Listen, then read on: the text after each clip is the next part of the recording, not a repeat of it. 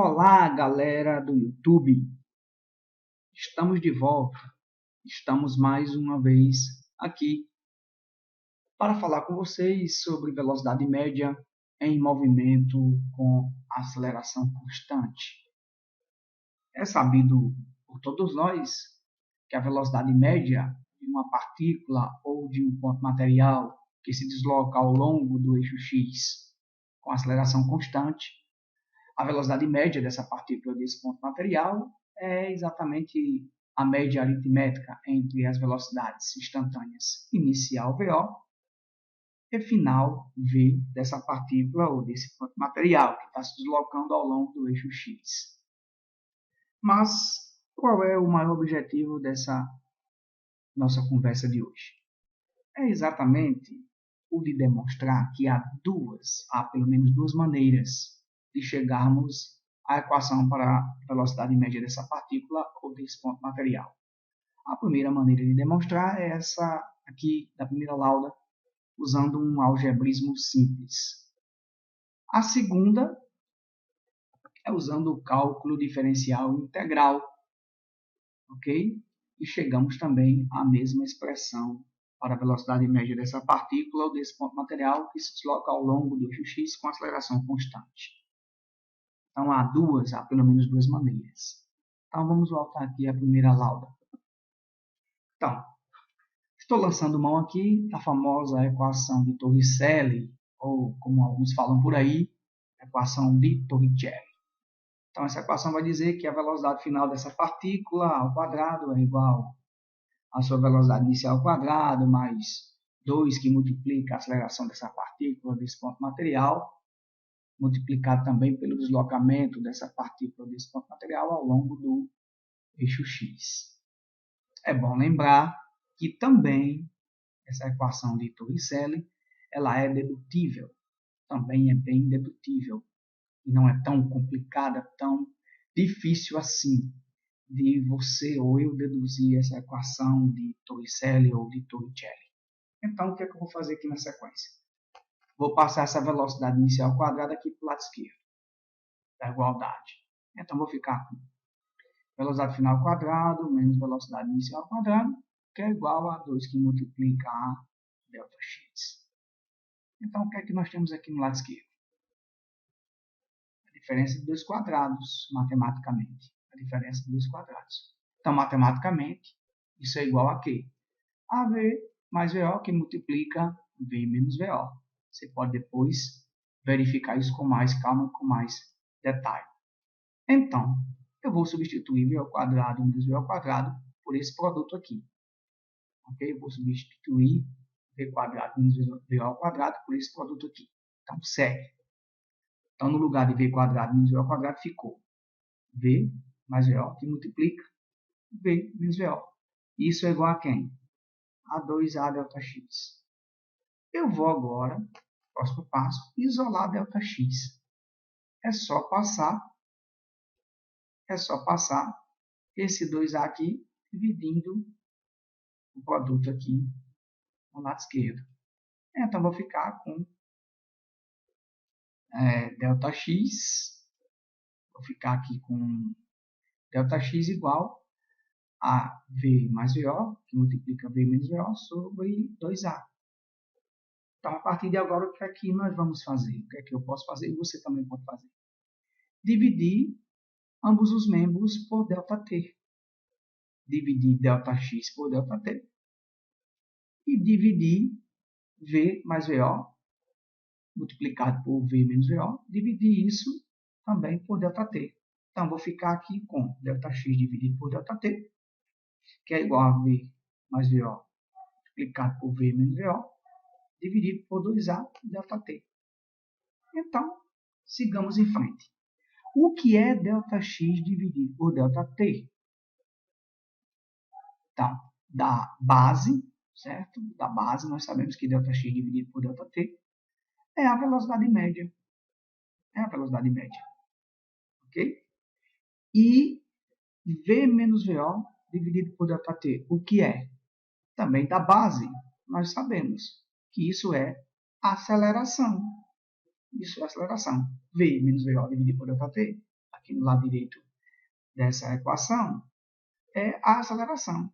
Então, vou ficar com Vm, que é igual a ΔX sobre ΔT, Vm. V menos VO sobre ΔT, isso é a aceleração. Ou seja, vou substituir essa fraçãozinha aqui por aceleração. Aí ficamos com o quê? V igual, Vm igual, velocidade média igual, V mais VO multiplicado por aceleração, dividido por 2 vezes a aceleração. Então, o que é que nós temos nessa fração agora? O que é que nós temos? Vamos lembrar. No numerador, eu tenho aceleração. No denominador, eu também tenho aceleração. Então, da base, eu posso simplificar, dividir A por A. Quando você divide A por A, isso dá 1. Então, moral da história, Vm é igual a V mais VO sobre 2, porque a gente dividiu A por A. Então, da base, né? Divisão de monômio. Monômio, então, não é simples? É simples. É importante? É importante demais colocarmos em prática as ferramentas da matemática básica. Diferença entre dois quadrados, certo? Divisão de monômio. São conhecimentos básicos que nós adquirimos aonde? No Fundamental 2, certo? Na matemática básica que se estuda no Fundamental 2, no Fundamental 1, mais especificamente no Fundamental 2. Então, é importante sabermos a origem dessa média aritmética? É importante, como eu coloquei, é uma das maneiras de se chegar a essa média aritmética entre as velocidades instantâneas inicial e final. Ou seja, em que a velocidade média dessa partícula que se desloca ao longo do eixo x com aceleração constante. Essa velocidade média é a média entre as velocidades inicial e final, ou final e inicial, ou seja, Vm é igual a V mais VO sobre 2. Então, vamos em frente. Vamos sair aqui desse algebrismo básico, onde foi possível, certo? Utilizando algumas ferramentas da matemática básica, que nós nos apossamos delas lá no Fundamental 2. Esse é o papel, é um dos papéis do professor ou da professora de matemática básica lá no Fundamental 2, deixar claro o que é um quadrado perfeito, o que é a soma de dois quadrados, o que é a diferença entre dois quadrados, divisão de monômio, monômio, polinômio por polinômio, polinômio por monômio.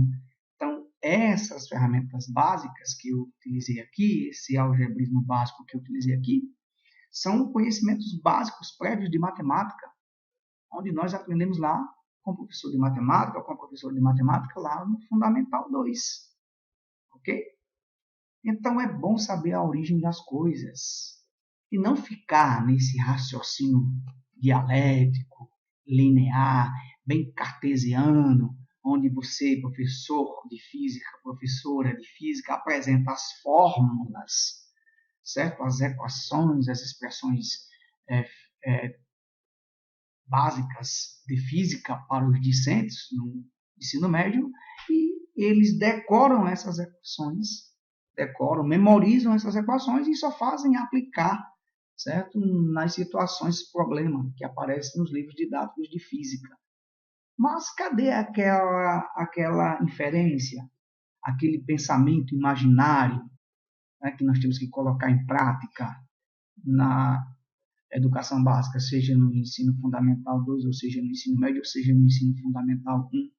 O uso do pensamento imaginário, o porquê das coisas. Por que eu tenho que memorizar que a velocidade média de um corpo que se desloca com aceleração constante é exatamente a média entre duas velocidades, final e inicial desse corpo? Por que eu tenho que memorizar que a velocidade média é V, velocidade final, mais VO, velocidade inicial, sobre 2? Por que eu tenho que memorizar isso? Por que eu tenho que aceitar isso de bate pronto? Então, é o que acontece, todos nós sabemos, nas salas de aula de física da educação básica, do ensino médio aqui do Rio Grande do Norte. onde os professores e as professoras de física se limitam simplesmente em jogar as fórmulas, certo? Jogar as equações, as fórmulas físicas no quadro para que os alunos memorizem isso, certo? E quando aparecer um teste, uma prova, uma atividade avaliativa de física, o aluno saiba jogar essas equações ali e saiba usar essas equações. Agora, a origem delas, aí o que é que acontece?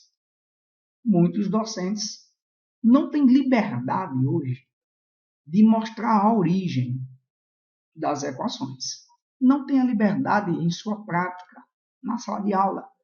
Porque se ele fizer isso, o que vai acontecer se a professora fizer isso, a professora de física, e se o professor de física fizer isso? É a minha opinião pessoal. O que é que acontece?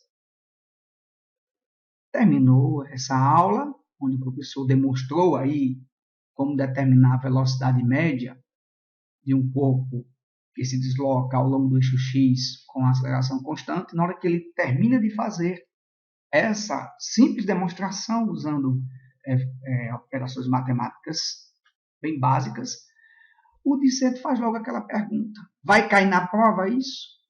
Professor, isso vai cair na prova? Professor, isso vai cair na prova? Você vai colocar isso para a gente demonstrar na prova, no teste? Então é algo a se pensar. É algo que a gente precisa pensar. Cadê a liberdade? A liberdade realmente de cátedra dos professores de física, dos professores de matemática, dos professores de química, de mostrar para o aluno a origem das coisas. A origem, pelo menos a origem básica das expressões, das equações que a gente utiliza muito no estudo dos movimentos com aceleração constante. Cadê a liberdade do professor, da professora de física? Não temos mais essa liberdade.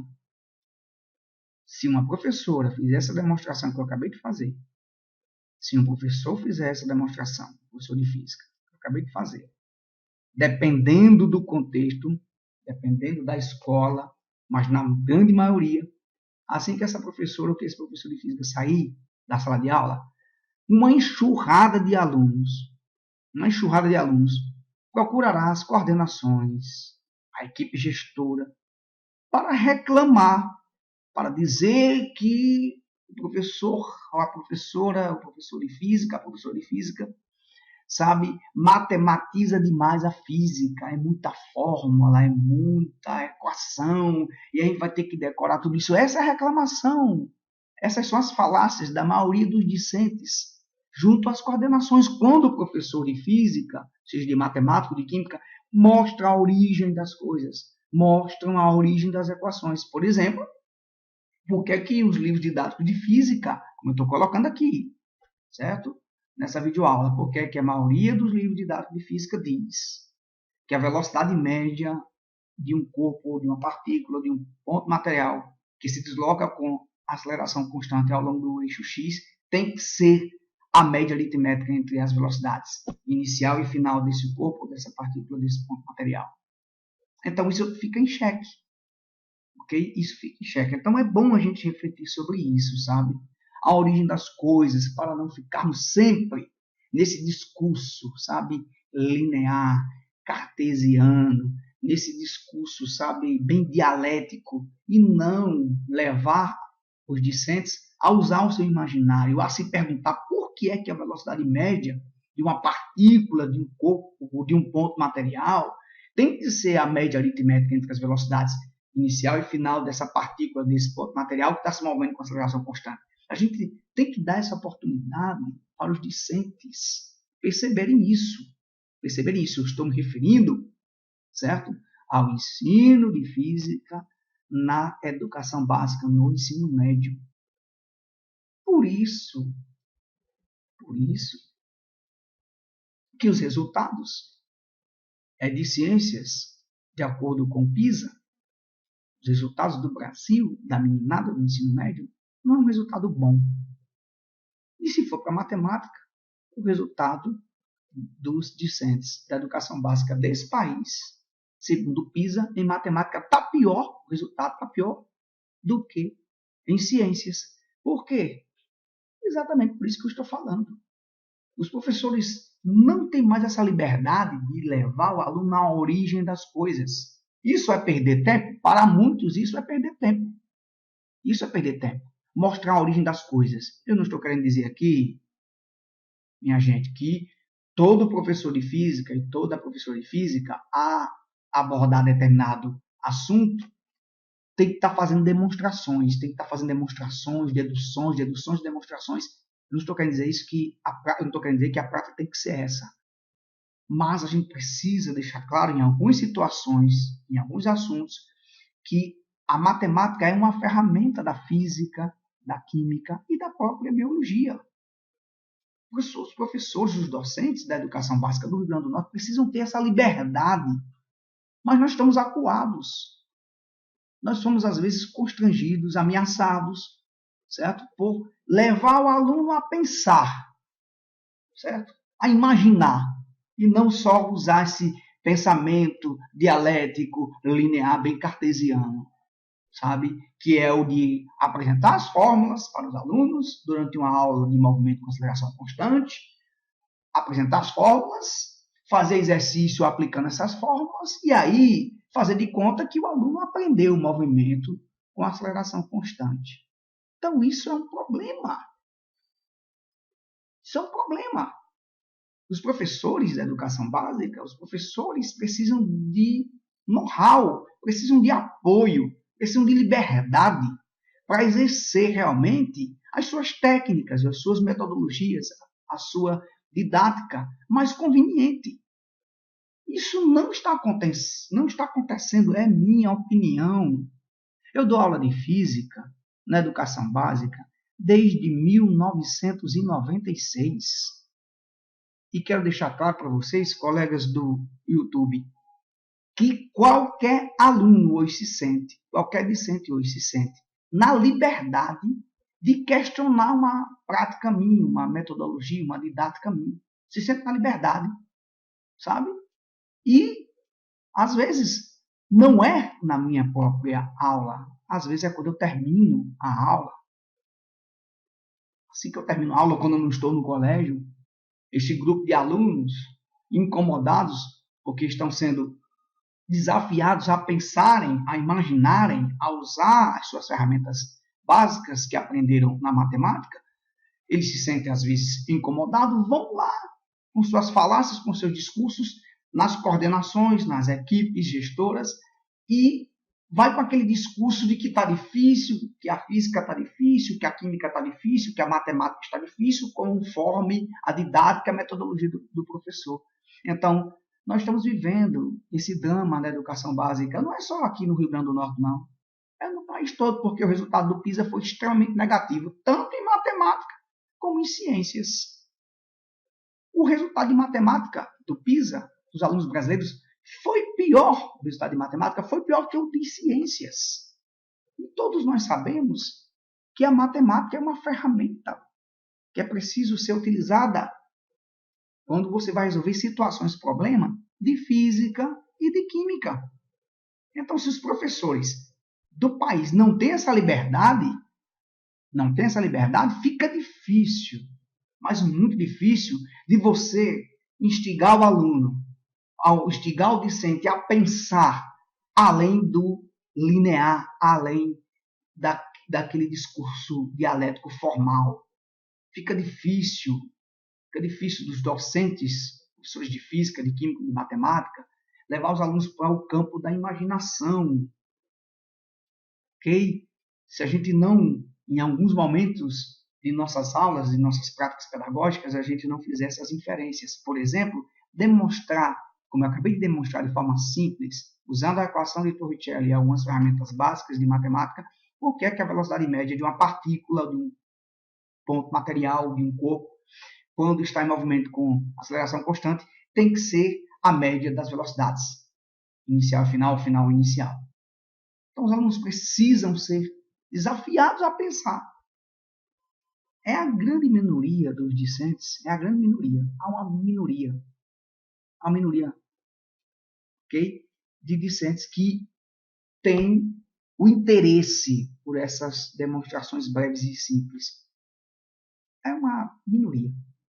Eu falei agora há pouco uma grande minoria, mas na verdade é uma minoria mesmo de alunos de ciências da educação básica, certo? Especificamente do ensino médio, que se interessam por essas demonstrações simples que mostram a origem das expressões, das equações que se utiliza na física.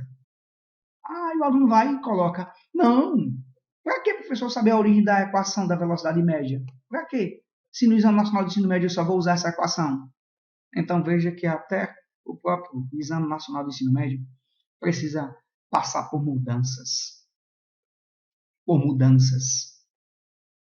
É necessário. Então, se isso não acontecer, fica muito, mas muito difícil mesmo de você ir adiante. Fica muito difícil dos alunos da educação básica obterem resultados significativos, por exemplo, no Exame Nacional do Ensino Médio, em Ciências da Natureza e Suas Tecnologias, e no próprio PISA. Que é um exame da ordem internacional. Então, isso é para se pensar, entendeu? Estou falando isso para que possamos pensar sobre. Eu não estou querendo dizer aqui, gente, espero que fique claro, eu não estou querendo dizer aqui que todo professor de física, que toda professora de física do Rio Grande do Norte ou do Brasil tem que estar fazendo demonstrações e mais demonstrações cansativas durante 45 minutos ou durante 90 minutos de aula. Eu não estou querendo dizer isso. Mas nós precisamos ter essa liberdade, de vez por outra, lançar mão das ferramentas matemáticas que foram ensinadas, ou supostamente ensinadas, lá no Fundamental 2, lá no Fundamental 1. Isso é importante o aluno lançar mão dessas ferramentas. E os professores os professores e as professoras, os docentes e as docentes, precisam gerar oportunidades de fazer com que o aluno perceba que é importante ir atrás da origem das coisas. É importante ter um pensamento liberto, um pensamento imaginário, e usar esse pensamento. Ok? Usar esse pensamento. Bom, vamos adiante. Agora, nós vamos usar o cálculo diferencial integral para chegar à mesma expressão da velocidade média. Agora, esse momento aqui, momento para alunos de graduação, esse momento. Essa minha fala agora vai para alunos de graduação. Alunos que estão cursando engenharia mecânica, engenharia elétrica, licenciatura em física ou bacharelado em física. O aluno dedicado, ele já sabe que matematicamente, para obter a média de tempo de uma grandeza, por um determinado intervalo de tempo, temos que integrar essa grandeza durante um intervalo de tempo e depois dividir essa grandeza pelo mesmo intervalo de tempo. Está vendo como a conversa agora é mais sofisticada? Em outras palavras, velocidade média, se eu for lançar a mão aqui do cálculo diferencial integral, a velocidade média vai ser exatamente a integral do tempo inicial, que eu estou dizendo aqui que é zero, ao tempo final, integral definida do produto entre v dt dividido por tempo. É assim que nós vamos determinar a velocidade média do ponto de vista do cálculo diferencial integral. É o que eu estou colocando aqui em cima. Para obter a média de tempo de uma grandeza, num certo intervalo de tempo, temos que integrar essa grandeza durante o intervalo de tempo, que é de 0 a t, e depois dividir essa integral pelo intervalo de tempo, que é t. Por isso que, de acordo com essa ideia do cálculo diferencial integral, eu estou dizendo que a velocidade média é igual a 1 sobre t, que multiplica a integral de 0 a t e v dt. Mas o que é velocidade final?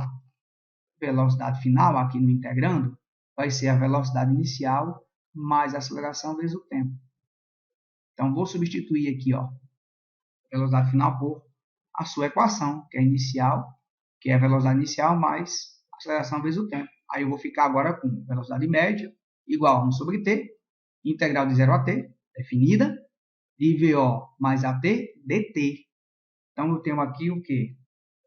Uma integral da soma. Uma integral da soma é exatamente o que? Ó? A soma das integrais.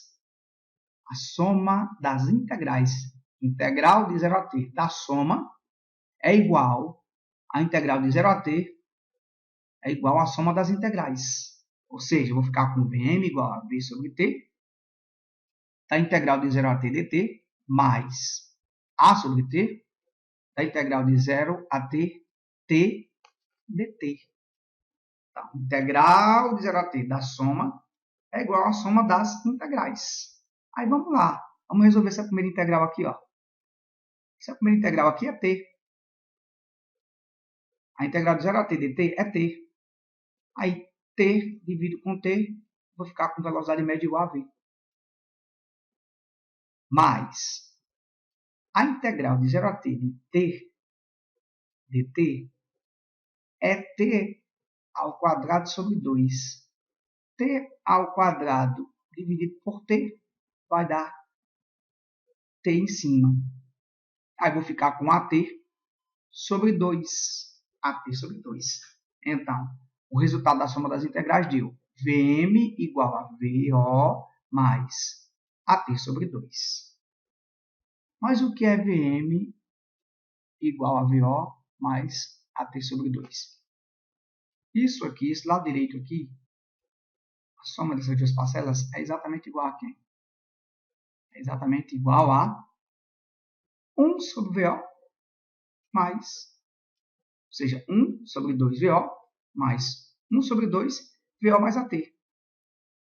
Porque na hora que eu somar VO sobre 2 mais VO sobre 2, isso vai dar VO. Mais quem? Eu vou multiplicar AT sobre AT por 1 meio. Aí eu volto a ter o que eu tinha anteriormente. Vm igual a VO mais AT sobre 2. Então, VO mais AT sobre 2 é a mesma coisa que VO sobre 2 mais 1 meio que multiplica VO mais AT. Ok? Só uma simplificação foi feita daqui para cá. Né? Uma distribuição daqui para cá. Então, Vm é igual a VO sobre 2, certo? Mais 1 meio que multiplica VO mais AT. Então, Vm vai ser igual a quem? Ora, o que é VO mais AT? VO mais AT é V. Então, nós vamos ficar com quem? Velocidade média é igual a VO sobre 2 mais V sobre 2. Ou seja, Vm é igual a 1 meio de VO mais 1 meio de V. Quando eu colocar 1 meio em evidência, eu vou ficar com Vm igual a quem? A VO mais V sobre 2. Está aí. A velocidade média para uma partícula ou para um material que se desloca ao longo do eixo X com aceleração constante. Esse papo que eu acabei de ter com vocês, essa conversa aqui, não é para aluno da educação básica. Esse papo aqui é para alunos de graduação. Para alunos de graduação. Ok? Para alunos do curso de licenciatura em Física, do bacharelado em Física, o que faz engenharia mecânica, engenharia elétrica. É essa matemática que é utilizada, essa matemática sofisticada, que é utilizada nos cursos de graduação, de licenciatura em Física e de bacharelado em Física. Mas você perceba, né, que ou usando o algebrismo básico do ensino médio, ou usando o teorema, o cálculo diferencial integral, chegamos à mesma definição de velocidade média. Chegamos à mesma definição. Então, se chegamos à mesma definição de velocidade média é porque a álgebra e o cálculo diferencial integral são equivalentes. São equivalentes. Ficou bem claro aqui que eu posso chegar à equação da velocidade média utilizando a equação de Torricelli e ferramentas matemáticas básicas do Fundamental 2. Simplificações, certo? E chegamos à velocidade média dessa partícula, por esse ponto material que se desloca com aceleração constante ao longo do eixo X. Então, usamos uma matemática básica, chegamos à mesma expressão da velocidade média. Usamos o cálculo diferencial integral e chegamos à mesma expressão para a velocidade média dessa partícula, que é Vm igual a VO mais V sobre 2. Então, finalizando aqui, eu estou querendo deixar claro que Eu posso utilizar a matemática como ferramenta para chegar às expressões da física básica. Eu posso usar ferramentas matemáticas do Fundamental 1 e 2 e do ensino médio para chegar a equações básicas da física. E a nível de graduação, aí não. A nível de graduação, eu não vou só usar o algebrismo. Eu vou usar exatamente esse famoso cálculo diferencial integral que foi desenvolvido por Newton. Foi desenvolvido por Newton ao longo da história da ciência. Então, é esse papo que nós precisamos ter. Esse papo tem que ser discutido tanto na educação básica como na graduação. Mostrar para o aluno de licenciatura em física e de bacharelado em física que ele pode usar a álgebra para chegar às expressões básicas, certo? Da física, e como aluno de graduação ele pode e deve lançar mão do cálculo diferencial integral para chegar a essas mesmas expressões. Então isso é usar o conhecimento e não só ficar decorando as expressões e estar utilizando em situações problema de física, seja no Enem ou seja no próprio exame PISA, como eu mencionei agora há pouco. Ok? Como eu mencionei agora há pouco. Agora deixa eu mostrar vocês aqui dois animais bem conhecidos por todos nós, né? Deixa eu mostrar vocês aqui. Olha aí, a gazela e o guepardo. Veja que a velocidade máxima de uma gazela é de 97 km por hora em curtos períodos correndo. E a velocidade máxima de um guepardo ou chita é de 120 km por hora em curtos períodos durante sua corrida. Por isso que o guepardo pega a gazela. Por isso que o guepardo, a chita, pega a gazela tanto em termos de velocidade máxima como em termos de velocidade média. Então, qual é a velocidade média de uma gazela partindo do repouso? Qual é a velocidade média? É exatamente o quê? 48,5 km por hora. Então, essa é a velocidade média de uma gazela quando ela parte do repouso. É só pegar a velocidade máxima dela e dividir por 2, que vai dar 48,5. Qual é a velocidade média de um guepardo quando parte do repouso atrás de uma gazela? Se sua velocidade máxima é de 120 km por hora, é só dividir por 2. Você vai ver que a velocidade média do guepardo, da chita, é 60. Por isso que, tanto na máxima como na média, e dependendo das condições de ataque e de estratégia do guepardo e da chita, guepardo chita, ele consegue pegar a gazela e se alimentar. Essa é a lei da natureza. Essa é a lei da natureza. Então, estou colocando aqui, duas situações, dois animais que são velozes por demais. A gazela vai de 0 a 97 km por hora. E o guepardo vai de 0 a 120 km por hora. Então, tanto em termos de velocidade máxima como em termos de velocidade média, o guepardo ou chita ganha da gazela. Entende? Então, pessoal, galera do YouTube, espero que essa nossa conversa ela seja frutífera. A gente precisa lançar mão das ferramentas matemáticas que nós nos apossamos desde o fundamental à graduação. A gente precisa lançar mão dessas ferramentas básicas, do nosso pensamento imaginário, e não só desse pensamento dialético, linear, cartesiano que as escolas e que os professores utilizam, que vão intoxicando vocês cada vez mais, aprisionando vocês em torno de um pensamento dialético, sabe, fechado, de maneira que vocês não têm mais liberdade, vocês discentes, seja da educação básica ou do ensino superior, liberdade de imaginação, liberdade de perguntar, seja numa sala de aula de graduação, seja numa sala de aula de educação básica, de perguntar, professor, por que a velocidade média de um corpo que tem aceleração constante tem que ser a final mais inicial sobre 2? Por que tem que ser, professor? Por que tem que ser? Como é que você chegou a essa constatação, professor ou professora de física? Cadê que os alunos nos fazem essa pergunta? Não fazem. Não fazem porque querem tudo pronto. Eu estou falando, agora eu estou falando como professor, mas eu fui aluno, todo professor foi aluno. Olha, eu comecei meu curso de física, certo? Em 1994. Em 1994, eu estou agora no século XXI.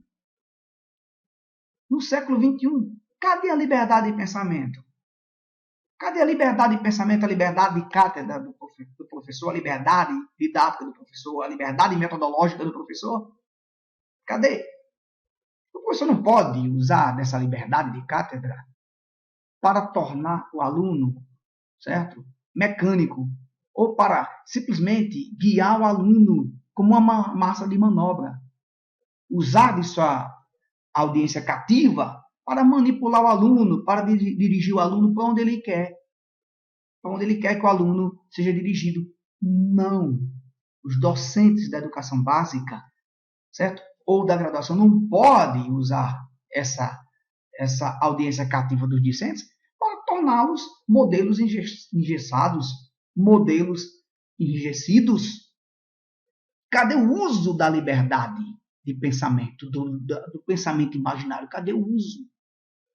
De ir atrás, como Einstein, como o próprio Einstein usou o seu pensamento imaginário, saiu do pensamento convencional, dialético, e foi para o campo da imaginação e conseguiu desenvolver uma teoria belíssima, que é a teoria da relatividade restrita ou especial, que todos nós conhecemos, e partiu para a relatividade geral. Einstein rompeu com essas barreiras dialéticas, lineares, cartesianas, usou de sua imaginação, e aí foi muito mais longe, e se imortalizou no campo da ciência. Então, galera, fico por aqui. Espero que eu tenha sido claro, com essa conversa aqui no YouTube com vocês. Estou sendo transparente, estou sendo honesto, e falo para vocês, eu dou aula de física desde 1996. E hoje estamos vivendo tempos difíceis, mais difíceis por demais em sala de aula. Toda e qualquer didática, metodologia ou atividade avaliativa que os professores propõem são discutidas por quem quer e por quem acha no direito de discutir, de questionar, e até mesmo de perseguir os professores dessas áreas, ou seja, dessas disciplinas da área de ciência da natureza e suas tecnologias. Ora, a própria sociedade vê essas disciplinas com preconceito. A própria sociedade. Eu fui abordado por um deputado aí, que eu não vou citar o nome, em um dos corredores das escolas que eu trabalho. E sabe o que foi que o deputado disse quando olhou para mim? Vixe! Você é professor de física? Vixe! Pense numa disciplina que eu detestava quando fazia educação básica. Veja aí, galera. É isso que eu estou falando para vocês. Certo? Se os nossos representantes legais na política têm esse pensamento acerca da física, da química e da matemática, tem esse pensamento preconceituoso, e às vezes essas falas são dirigidas para o docente. O docente se sente coagido, intimidado, constrangido, e não consegue fazer o seu trabalho como deve fazer. Colocar o aluno para usar o seu pensamento não só dialético, linear, cartesiano, mas também imaginário. Então, fico por aqui e eu espero que os novos professores de física, as novas professoras de física, vivam tempos melhores, tempos com mais liberdade de cátedra, com mais liberdade de didática e metodológica, e que os discentes dessa nação brasileira entenda que os professores, o professor, estou falando dos professores e professoras, o professor, a professora, comprometida com a educação, com o conhecimento. Esses professores precisam ser valorizados, esses professores precisam ter liberdade para trabalhar, precisam ter liberdade para trabalhar um know-how, eles precisam se sentir protegidos ao exercer a sua didática, a sua metodologia, ou até mesmo na aplicação dos seus instrumentos avaliativos, esses professores precisam ter liberdade.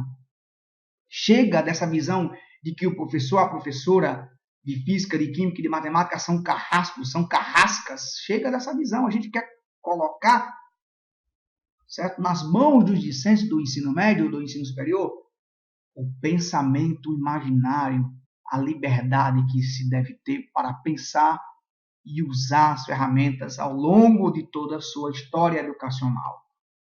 Fico por aqui e até a próxima.